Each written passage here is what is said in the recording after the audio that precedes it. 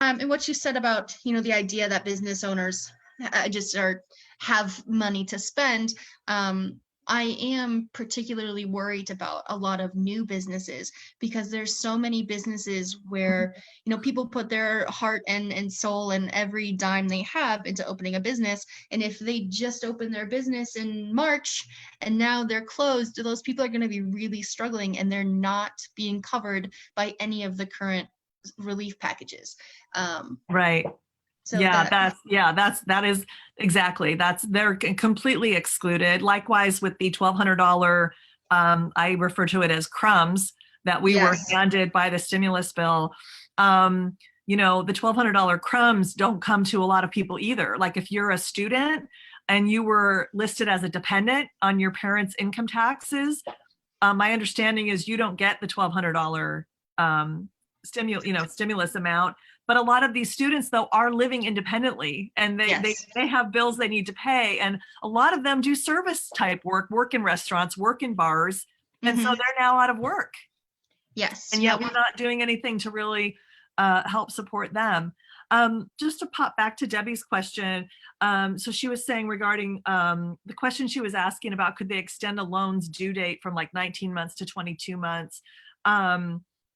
And then she was saying regards to banks and credit unions. So I think and Debbie, pop in later if I'm misunderstanding you. I think she's saying like, let's just have, because if this is what you're saying, Debbie, I agree. And if they're not doing this, we need to do this. Basically just have payments that you're making on, say, a mortgage or a car loan or whatever. Basically the next 3 months is just frozen. And then those 3 months get added on to the end of your loan. So you still end up paying, the same. But for these 3 months, while we need to be staying at home as much as possible, just don't have those payments due and flip those payments to the end of your loan. And I think they should be doing that for mortgages, for car payments, for, any big substantial payments like that to make people better able to get by financially. I think that would be a great idea. Brandon asked about small meat lockers. He said small meat lockers are about to get slammed due to the shutdown of the large packing houses. How can we keep them producing safely and in business while keeping consumers safe? Brandon, are you asking how we can keep the small meat lockers producing safely or the large packing houses? Because probably the large packing houses are a done deal for now. I mean, they're going to have more and more cases literally as the days go on. I mean, they've shut down now, some of them, but some of those people are still unfortunately going to fall ill because they've already been infected. And that's a whole other show, as they say. That's a whole other topic. But the way that we are not, the way that primarily immigrant workforces at these meatpacking plants have not been provided PPE and have to work in very close proximity to one another is, all contributed to the massive outbreaks at these meatpacking facilities. I think there's one at Tyson, there's been one at Smithfield, there's one more that I'm not thinking of the name right now, but, and the whole lack of valuing those primarily, just to be blunt, those primarily immigrant populations that work at these places is infuriating. And we must demand better for every human being in this country, whether an immigrant, whether born here, it makes no difference. Everyone should be cared for and their safety and well-being should be cared for.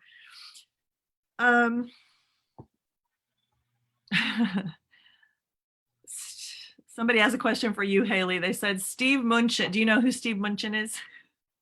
I actually don't. He is the, what is his title? The head of the Federal Reserve. I can't remember his title right now. This has been I can't even tell you what a long day this has been on like no sleep. But anyway, he is in one of the top positions in our government. He said that the stimulus would cover Americans for 10 weeks. Oh, I'm sorry. Yes, the Secretary of Treasury. Okay. Yes, Secretary of Treasury. I was like, wait, okay. I wasn't thinking big enough. Am I? I'm thinking the Treasury, Reserve, Feds. Anyway, yeah, I think everyone is discombobulated and exhausted. Anyway, yes. He seemed to think that everyone's just going to be great for the next 10 weeks. What are your thoughts, Haley? I think that's the most ridiculous statement I've ever heard in my life. I think that the stimulus offered to people, like individuals, will maybe cover 2 weeks. And for businesses, um, I haven't seen or heard of any of the PPP loan amounts, and what how they're going to be issued, and so I am unsure on that level how long they are assuming that would sustain a business. But whatever amount it is, I doubt that 10 weeks is possible, because there's still, restaurants and small businesses are closed, but they're still paying their bills. They still have their business loans to pay on. They still have their rents and their, all kinds of stuff. So the idea that any of the stimulus that's currently been given out or proposed would last anybody for 10 weeks seems highly inaccurate to me. Yeah, absolutely. Yep. Yep. Secretary of Treasury Minute. I'll just call him Minute because that's my opinion of him. Anyway, so we have another question over here in the chat box. Somebody asked, what about a minimum wage for workers under 21 and one for over 21? What do you think, Haley? I personally don't think that would be helpful. There's certainly people under 21 who are out living on their own and are just as independent as those over 21. And so I don't think that would be a fair wage gap. Yeah, I agree. And there's plenty of teenagers in high school who are out working and contributing to their family being able to pay the rent and pay for food. So it's not, I think it's a big myth that any teenager who's out working is just out working for fun money. I think that's quite far from the truth in far too many cases. Unfortunately, in this country, we have far too many families where, one low wage income doesn't even begin to cut it. And to the point where the teenage kids who can are out working as well and contributing to the household, functioning. Let's talk about healthcare. What are your thoughts on how we do healthcare vis-a-vis small businesses, in regards to small businesses, especially, Haley? What are your thoughts on that? So healthcare for small businesses can be really tricky, because a lot of trying to put together what I want to say here. A lot of ways that we can offer our employees healthcare, we have to have a certain number of employees for us to be able to set up any sort of thing where they can pay into it as well. I believe it's like less than 3 full-time employees, you're not able to offer them insurance through the business. And so I think everybody has the right to healthcare and insurance. And I think that we do, not just now, but in general, we need to look at why we have those rules in place. I also don't believe that insurance should be tied to employment by any means, but currently that is the system we have to work with. And so it is stressful if you can't offer your employees health care. Like that's, we want to take care of the people who work with us, but ideally, in the long run, healthcare can stop being tied to employment, and then that will just drastically change this conversation. Right. I mean, I can't imagine what an explosion, what an expansion of entrepreneurship would occur if we had healthcare in like similar to the Canadian system, where healthcare was simply a fundamental human right that every single person living in that country had. If every person in the US just had that, and the way I've described it and talked about it lately is, to me, healthcare is a fundamental human right in a wealthy and moral nation, and it should be. And so, if we value that, if we say we value the ability of people to live a healthy, dignified life in a moral and wealthy nation, then it should be kind of like a public library. For example, we've decided at some point in our history that we valued public libraries, Mhm. right? And so we have them in almost every community, not in every community, unfortunately, but in a lot of communities. And when I go into a public library, it's not free, and neither is healthcare. You're never going to hear me say free healthcare, free college, because it's not free. And I don't say that it is. Mhm. But we've decided, for example, that public libraries are valuable. And so we pull together as a country and we fund the library. We pay the librarian salary and we pay for the books and we pay for the utilities on the building and we pay for the building. And when I go in to get a book, I give them my library card and I leave with a book, and I don't give them a debit card or a check, and I don't get a bill in the mail. And that should be how healthcare works. And it's how it does work in places like Canada. You walk into a hospital or doctor, you give them your healthcare card, you get your healthcare, you leave. You never pay a bill. You never get a bill in the mail. You never get out your debit card. I have friends who live in Canada who are always flabbergasted. Some of them I've known for 20 years, who, when this group of friends that we have, some that live in the US, some that live in Canada, when we talk with each other, and they hear one of the American people say, and these are all women I've known for 20 something years, since we've all had small children and our kids are all teenagers or young adults now. And, like we would say, oh, my kid broke his leg, I had to go to the ER. We have a $5,000 deductible, right? So now I have a $5,000 hole I have to dig out of. And that's not money that I just have laying around. Now I have this bill for $5,000. Mhm. Our Canadian friends would always just, they can never believe it, even though they've heard us talk about it for years. They're just like, are you kidding me? And Yeah. and their kid breaks their leg and goes to the ER, and that's it. They go get the care and they never get a bill. And I understand that they may pay a little bit higher taxes for that, but it's nothing compared to the premiums that we're paying, as Exactly. individuals in this country. So yeah, I agree. And I think that it would really be such a boon to small business and to entrepreneurs if I know so many people who want to start a business, and the reason they will not leave their full-time job at a company that provides them at least with partial payment, pays part of their medical insurance, is because of the medical insurance. They know, they've looked into it, and they Mhm. know they can't afford to write a check for 100% of their own medical insurance every month for their family.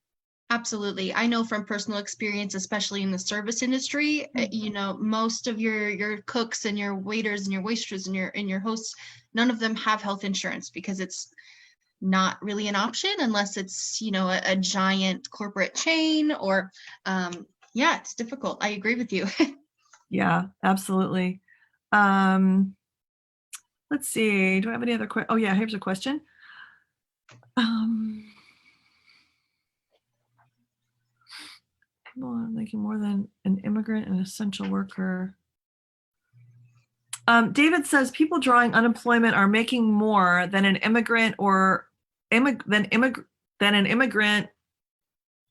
Sorry, there's just a small typo, and so it's throwing me. Anyway, it's no big deal. But than an immigrant and essential workers right now, with the increased unemployment checks. How do you propose we assist those people financially? Seems to be a very unfair situation to me. Yeah, that does seem unfair, David. I don't disagree. The devil's always in the details. How precisely we would administer something to those workers to kind of make them whole, to pay them better, especially during this time. I don't have an easy answer for that. I don't know what the mechanism might be. I'm just kind of clicking through in my brain. Well, first you'd have to identify who all those people are.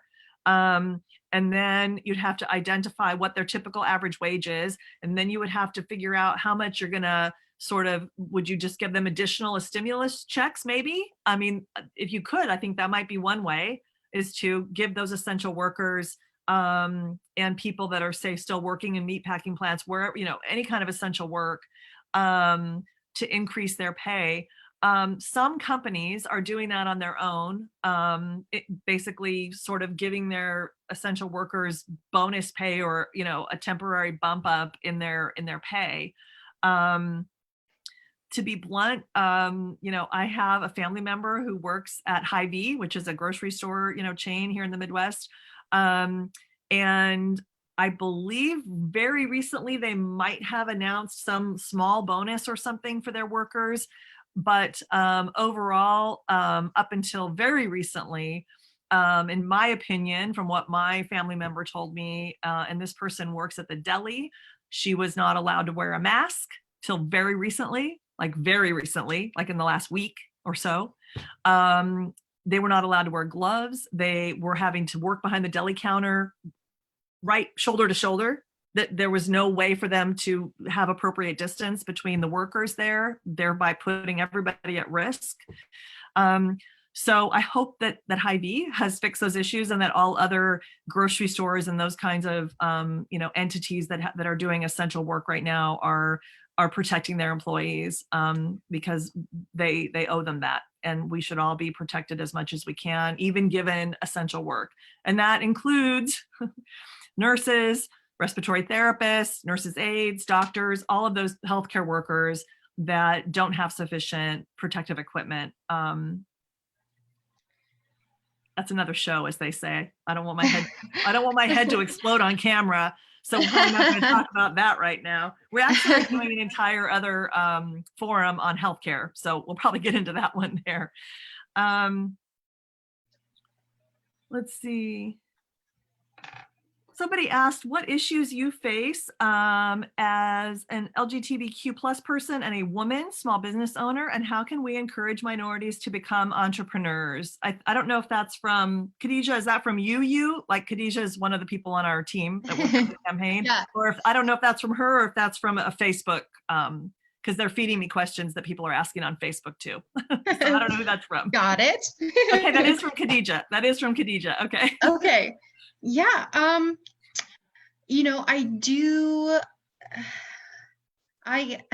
man, that's a doozy of a question. Being a woman small business owner, and I am a relatively young person, I'm 26, so I have a lot of people, older people, especially older men who can't, I don't know how to word this, who maybe don't treat me with as much respect, because they're high and mighty and absolutely know more than me. I think that as far as encouraging minorities to become entrepreneurs, historically, females and minority entrepreneurs have a much harder time securing capital. Mhm. And I think until we address that issue, it's not going to become easier.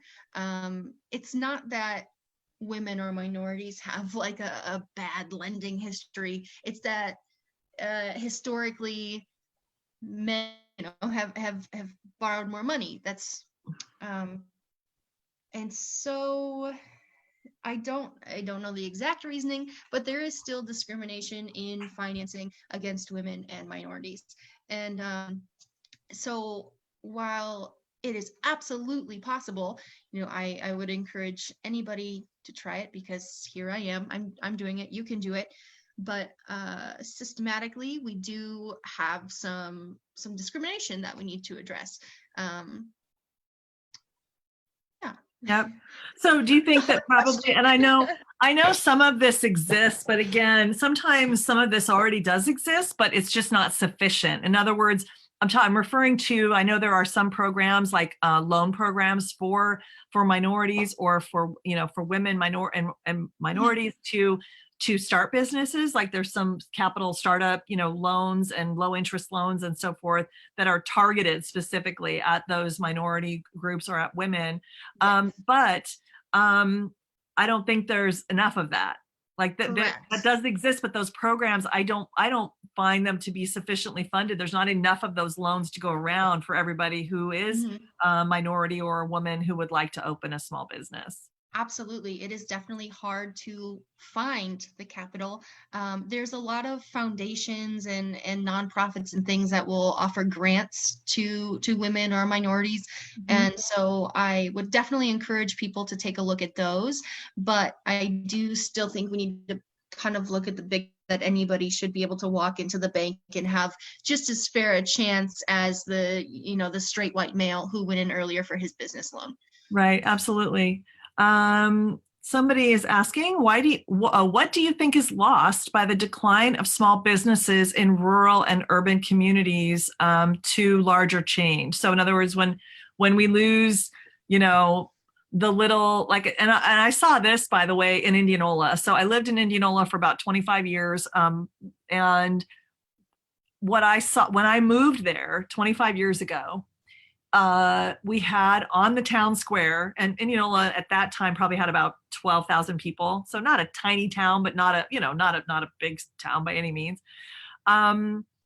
We had I believe a shoe store, a clothing store, a jewelry store, a sporting goods store, a small hardware store, and a couple of other like small kind of specialty stores around the square.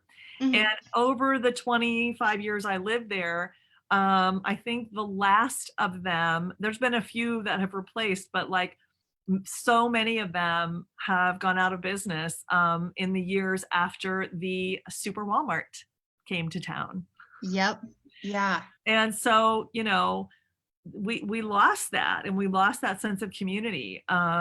Furniture store. There was actually a furniture store in Indianola as well. Yes, when somebody in your community opens a business, they are opening a business that they believe your community needs, and they're the ones who are gonna donate a gift card to your kid's baseball team and help your PTA prom fundraiser. And a lot of times when chains come into communities too, they bring in people from other areas to kind of start that business. And so you could look at it that way too, is that when somebody local opens a business, they're going to hire local people, Yeah. Yeah, exactly. There just aren't those roots, as much in the community. And I think that, to be fair, I mean, I know that, for example, the Super Walmart in Indianola, I know that it has from time to time donated, a little bit of money, but to be really blunt, compared to their profits, it's really a pathetic amount. And it's not to say that I'm not grateful that they've donated, $500 to this or $1,000 to that in the community. But, to me, it certainly doesn't sort of make up for the fact that them coming into town effectively got rid of businesses, and that kind of got rid of smaller businesses. And that circles back to a very unsexy issue, which is antitrust legislation. Mm-hmm, mm-hmm. And so, antitrust legislation is something that, a lot of people understandably don't really even know about, don't know what it is, don't know what I'm talking about. Why would you, if it's nothing that you really deal with or had reason to learn about? But antitrust legislation essentially are the laws that we already have on the books, although we could use stronger laws and more, but and we could use them enforced. And so the problem is, in this administration particularly, but to be fair, even in prior administrations that held the presidency, those antitrust laws were really not enforced, in my opinion, as they should be. And those antitrust laws can prevent companies from getting so huge that they absolutely drive out any competition. And they it's what J.D. Scholten, who's running against Steve King in the 4th District, calls it the dollar generalization of America. And, he says we have to put the brakes on that, and we absolutely do. And it also affects farmers, because these corporations have bought up other corporations, and they now control the price of seed, the price of fertilizer, the price that the farmer gets on the back end for their commodity when they go to sell their crops. And so it's created the situation where the farmer in that case has no competition. And so their whole economic model basically is dictated to them by, if they want to be a farmer, then here's their choices. They have like 2 or 3. And so they have become essentially serfs who are working a nonprofit enterprise on their own land. And that's not okay.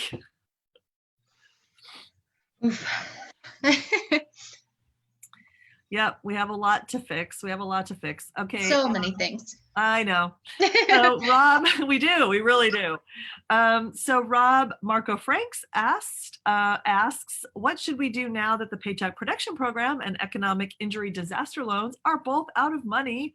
Should the Senate appropriate more, put money elsewhere, etc.? Yeah, so just to be clear, Rob, the appropriations actually, the actual who gives out the money, that comes from the House of Representatives, not the Senate. But be that as it may, we should definitely be passing more, another stimulus package. I hope that the next one that comes out just includes includes a monthly amount for every adult for a period of several months. That is the only thing that makes sense. And I also hope that it does not include giant amounts of bailout money for already very profitable corporations who can absolutely withstand several months. Mm-hmm. They've got so much profit and sitting there that they don't need to be bailed out of anything yet. That day may come, but that day is not today. Yes. There is they are debating an additional $250 billion right now. I think that it's towards the Paycheck Protection Program. I think that I would prefer a completely different idea come to play than to just throw some more money at the Paycheck Protection Program, just because, like I mentioned before, so many people are left out. And I think that there are going to be some interesting problems too when people can start coming back to work. If they are still able to receive their CARES Act benefits, they might not want to be in the first round of employees that come in, right? And I think that that might cause some problems for businesses in that they may be paying back more of that Paycheck Protection Program than they are envisioning right now. Interesting. Yeah, that's a very good point. A very good point. And just to be clear, that the appropriations would originate in the House of Representatives, but do we have any other? Hey, people, any other questions? Hey, Tanya, Tyler, Jacob, G6. Somebody put as their name G6. We don't know. Carrie and Alejandro. Hey. Somebody said, my uncle is a small business owner in France. He had to close his store down, and everyone who has been furloughed because of this is being promised a similar salary to what they had before the lockdown. Yeah, other countries are, shocker, doing this very differently than us. Other countries are handling this whole thing in regards to stimulus and salaries and so forth very differently from the United States. I'm trying to remember. I want to say Denmark. I haven't had the time to really read in detail what other nations are doing, but I've skimmed through and I see things, when I'm quickly reading.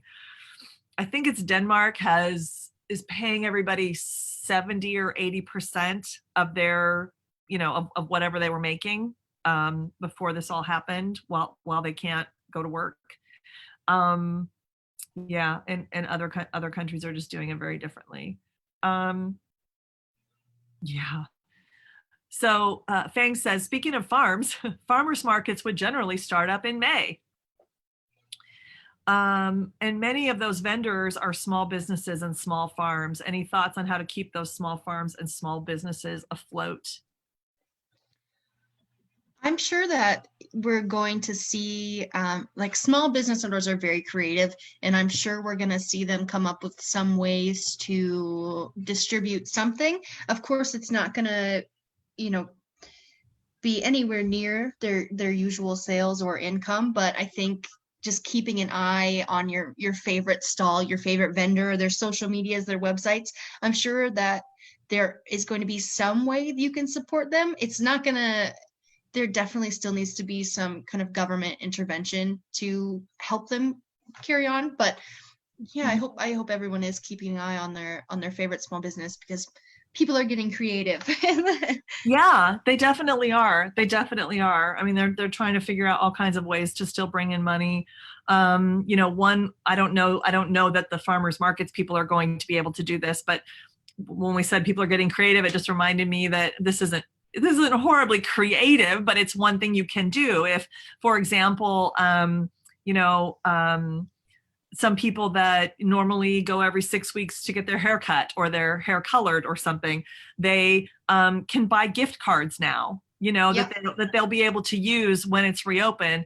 And so at least that helps them in the short term with some cash flow. So Yeah. if you have businesses that you typically patronize regularly, every 4 weeks, every 6 weeks, every 8 weeks or whatever, Hmm. and they can't do their business right now, I'm just thinking of like what other kinds of things, Buy like a gift card. if you're Yeah. lucky enough to be able to get a massage like every couple months or every week or whatever. I don't know how often people who are that lucky get to have them, but maybe buying gift cards with your massage therapist so that they have some cash flow during this time. Or hey, maybe even, I don't know, Brightside Kitchen. Brightside Kitchen's great. I would urge people too that if you're able, once your hairstylist or your whoever you go see is able to reopen, I would, if you're able, maybe wait a little while before you use that gift card so they can continue to get back on their feet.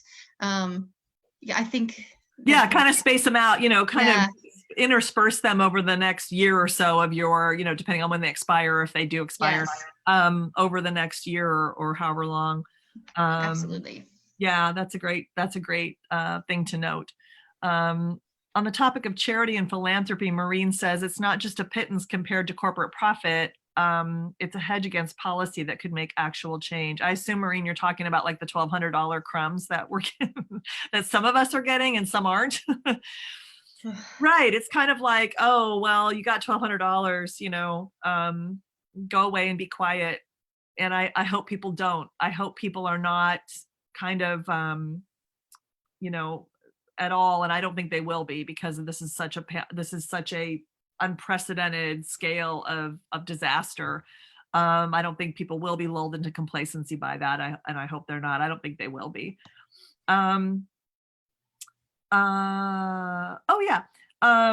So there's a community. So regarding the farmers markets, so I actually started subscribing to, I'll give them a little plug here. There's a company called Prudent Produce.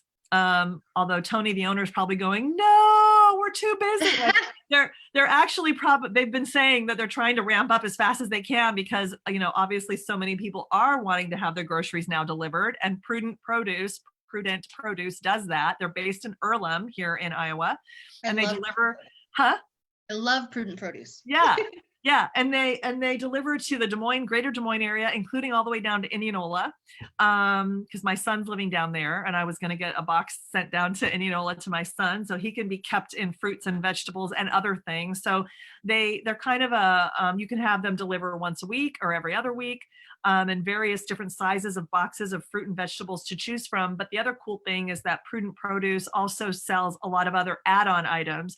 So you can get milk from them, eggs, cheese, maple syrup. I mean, just a huge variety of things. And the other amazingly wonderful thing about them is that a huge percentage of their products, like the vast majority, are locally produced, locally grown. Not every single one, because like you're not going to get locally grown strawberries in, February. But they are almost always organic if they are not local.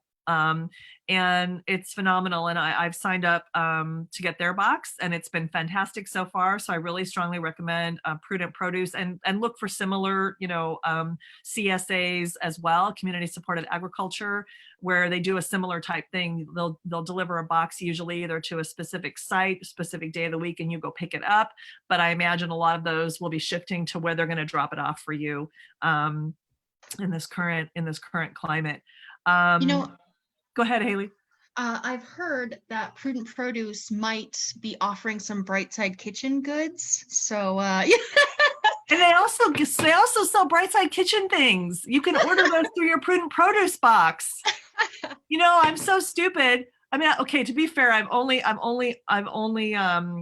gotten their box twice now. So I have to, so I'm going to plead like I haven't been looking at their website very long. But now that you're saying that, Haley, I remember that. Yes, that's right. Shameless plug. That's right. You can order Brightside Kitchen items, food ready to eat, ready to heat up and eat through them. Just phenomenal. The other thing that I want to put a plug out for, I'm going to put a plug out for my, local businesses, is Campbell's Nutrition, which is a health food store and grocery store on 42nd and Ingersoll here in Des Moines, has been in business for something, I don't even know, 80 years, 100 years. Like the current owner, Diane, inherited it or took it over from her father, I believe, or grandfather. Anyway, it's a phenomenal small business. And I didn't know if they were doing a curbside pickup because I looked at their website and I didn't see anything on their website. If you don't know if your favorite like small grocery store or something it will do that, call them. So I just called up Campbell's Nutrition and I said, hi, if I give you a list of like some groceries I want, will you, and my credit card number, will you put them in bags and charge me? And then when I pull up, can I call you and will you put it in my trunk? And they said, of course. And so they're doing that. So they'll give you an email address for Campbell's Nutrition and you can email them your grocery list and they will shop for you. And then the day that you want to pick it up, they'll get your credit card information. And then you call them when you pull up in the parking lot and they'll come out and put the groceries in your trunk. And that's a small business. And I think Gateway Market, another small, smaller locally owned business, kind of bigger small business, is doing the same thing. So just check with your small business. If it's like a small business and you're not sure if they're doing that, they might. So let, call them. As the owner, this is another question. As the owner of a vegan restaurant, what kind of policies related to food security would you like to see in Congress? Oh, I like this question. Food security is something that I care a lot about. I think that it is mind-blowing that in the United States, we have households that are food insecure. I think that, oh boy, I think I may have, I think folks might think that I have some extreme views on this. Well, yeah, takes all kinds, Haley. I think that, food security, we've got things like WIC and we've got things like EBT, or is that called SNAP benefits now? I think so. Okay. And it's great that we have those, but we still have so many communities that are living in, like food deserts. And they tend to be low income communities or communities that are heavily populated by minorities. And it's just another form of systemic racism that we have here in our community. And so I think we need to work on bringing more opportunities to those communities. And I think we also need to reallocate some of the funds that we're giving to like big ag bailouts and things like that. We've been overproducing meat and dairy for a long time and paying for it. And I think that, how great would it be if we could overproduce fruits and veggies instead and give those out? I don't want to offend anyone. Oh, that's okay. Yeah, no, I mean, we've got to make those investments, in those communities. And I agree with you. I mean, there's areas in Des Moines, right? The metro area's got 500,000 people. And there's areas in Des Moines where there's not really a grocery store, like with fresh food, for miles, for miles. And for a lot of people who don't own a car, or who don't, and in those areas too, there may even not be any public transportation, even if you wanted to take it, that will really get you from where you are to the next nearest grocery store without it taking like 3 hours, because you have to go like, from where you live to like the bus hub and then back, because there's no like direct line to where, to the grocery store. Exactly. And things like taking a Lyft or an Uber, that's just not within reach, for the financially for a lot of people. Mhm. I was representing a single mom last year, either last year or in 2018, um, who was working her butt off, working 2 jobs. She lived in an area of Des Moines, and she worked at both a restaurant in West Des Moines near Jordan Creek Mall, on the outskirts of that mall at a restaurant, a big restaurant. And then she also worked another job, and she didn't own a car. And and she had 2 small children that she also had to get to daycare before getting herself to her job. And she was doing all of this, sometimes on public transportation, but then she moved to an area so that she would have affordable housing, but then there was no bus line that would go there Exactly. in less than, like, it was taking her something like, if she was just going to take the bus, like an hour and 45 minutes to get from like part of Des Moines to Jordan Creek Mall. And so she was taking Lyft and Uber, Yeah. and it was eating up literally hundreds of dollars a week of her pay. I've been there. I've been right there. That's a real thing. Yeah, definitely needs to be more accessible. Food needs to be more accessible to people. I love that there's this idea of kind of like the victory garden is coming back, right? And more people are learning how to grow some food for themselves. There's a really great organization in Des Moines called Forest Avenue Outreach that is teaching people how to grow food in their, at their home. And I think that that's invaluable. The saying that catch a man a fish he eats for the day, teach the man to fish. He'll fish forever. I don't know the exact words, but Yeah, but yeah. I think that it would be great if, regarding food security, there could be some sort of education component where you could help people, have access to seeds, and so they could be growing some fresh foods by their house. Because realistically, when you're going to a food pantry now, or you're going to be getting canned things, or highly processed foods, which circles back into those are not good for you, and then we've got higher healthcare costs, and it's just like a vicious cycle. So I guess policies related to food security that I would like to see would be implementing some education for people to be able to provide for themselves a little bit, and maybe there just needs to be access to more fresh and healthy foods. Yeah, absolutely. I agree 100%.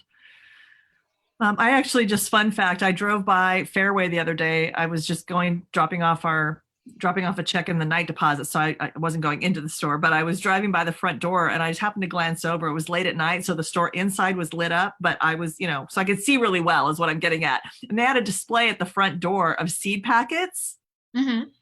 And it was killed. There was about 4 packets of seeds left. Yay! So I think people are getting the idea that they better start growing their own food, or at least that would be a good suggestion. I love it. Yeah. So they were just about cleaned out. Carrie said, should Pelosi put more pressure on Trump to do the right thing, like not opening the country? I would normally say yes, Carrie, but I don't think it would have any effect whatsoever. So I almost would have to, kind of say, why waste our breath? I think the most effective, yes, of course, they should still advocate for that. But I think that what we really need to do is get incredibly organized and vote them out. Yes. So that has to be our top priority. Get them out of there. Everett has a question, and then I think this will be the last. I don't see any in the QA, so this will probably be the last question we'll take, and then we'll wrap it up. Have you thought of the problems of CAFOs in states such as Iowa and his own? Oh, he lives in Missouri. Last May, the GOP in Missouri took away the power of communities to regulate CAFOs, and regulating it to the party beholden to big agriculture, like industrial agriculture companies. I heard something similar happen in Iowa. So, yes, I've thought of that problem a lot, Everett. And I believe that there should be a moratorium on CAFOs. There should definitely be a moratorium until or unless the companies responsible for polluting our waterways and our soil here in Iowa have cleaned it up, and that should be their financial responsibility, but we should enforce that. And we should have a moratorium on CAFOs. And yeah, and that's because, industrial sized agriculture, very, very huge conglomerates, that's a problem. And a lot of those companies too, by the way, are owned. JD Schulten the other day, when I was talking to him on a live stream, he gave me the statistic, and I can't remember it right now, but it was a super high. I want to say 80% of hogs in Iowa are owned by the Chinese. Mm-hmm. The hog population in Iowa is out of control. There's 7 pigs per 1 human. We have the largest concentration of CAFOs in the United States. We're also the largest egg producing state, and all of those confinements are making people sick. They're truly making people sick in more ways than one. Right. Yeah. And through Prudent Produce, not only can you get your stuff ordered from Brightside Kitchen, but you can get eggs. But you can get eggs from a variety of local farms, and I mean local, really local. And this was kind of a fun moment, and I'll end on this. So last summer, I spent a day at Ron Rossman's farm in Harlan, Iowa. And for those of you who don't know, Ron Rossman is this really cool guy who owns this big farm. I mean, not like a conglomerate, but a big farm where he has free-ranging cattle and humanely not pigs, but not raised in a confined feed, operation.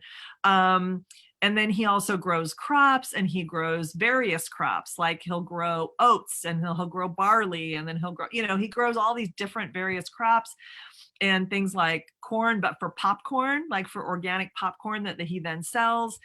And he's just got such a diversity of things going on there. And you can purchase, or at least the eggs that I got last time when I ordered an extra add-on of eggs from Prudent Produce were from Ron Rossman's farm, which I had been at last summer, and I didn't know they were coming from Ron Rossman's farm. So that was such a cool thing to get these eggs and see on the carton that they were from Ron Rossman's farm that I went and visited last summer with the Practical Farmers of Iowa. And I did like a field day there, and I would encourage anyone to do field days on these smaller farms. They have them usually, hopefully they'll be able to have some later this summer, where they have these field days where the public is welcome to come and see how these farmers are farming in sustainable and regenerative ways. Not just sustainable, but actually regenerative, farming in ways that regenerate the soil and regenerate our environment. And it is absolutely possible. Ron is making a living doing that. He has not purchased any nitrogen, he told me, in 30 years. And for those of you who know about farming, nitrogen is one of those things that farmers usually buy. That's a normal thing. You apply that to your crops. He has not purchased any nitrogen in 30 years, but he's growing crops. And how he's doing it instead is he's making compost out of all of the cow and hog manure and all of that stuff, and has this giant compost pile. And so he's not purchasing nitrogen, and he's not sending all that nitrogen down into our waterways. So there's different ways of doing things. We as a nation have to learn about these different ways. And then our representatives in Congress have to appropriate the incentives and subsidies and the support to make those things happen. And when we incentivize and subsidize things that are good for the environment and good for our physical health and well-being, and good for the planet, then that's how we can turn things around, is having different priorities and spending priorities than we do right now. So I don't see any other questions. So thank you so much, Haley, for coming. And I hope that this thing, that we get this pandemic under control so much sooner than anyone hopes, or than anyone thinks right now. I should say, than anyone thinks we will right now, and that you can reopen so we can all go to Brightside Kitchen. And in the meantime, you can still get some Brightside Kitchen food through Prudent Produce, as I mentioned. Is there any other way anyone can get food from you guys right now? Not really right now. We did a couple like pop-up distributions, but myself and some of our employees are like in a higher risk situation, so we are batten down the hatches. We're waiting it out. So. Yep, I understand. Well, cool. Well, thank you so much for being with us tonight, Haley. And thank you to everyone who's attended and everyone watching this after the fact. And if you're interested in supporting our campaign for United States Senate, please go to kimberlyforiowa.com and you can find out more information there. We would love to have you volunteer for our campaign. We would, of course, always love if you are able to donate. That's great. We understand a lot of people cannot donate right now. Please take care of yourself. Please then, if you have extra money, take care of your friends and family because they probably need the help. And if you have a couple bucks after that, if you're lucky enough to be better resourced, we will gratefully accept your donations and use them to unseat Joni Ernst and get a US Senator in there who is out to really represent people over profits in this state. So thanks a lot, Haley, and we'll see Thank everybody you. later. Thank you. Bye. Bye-bye.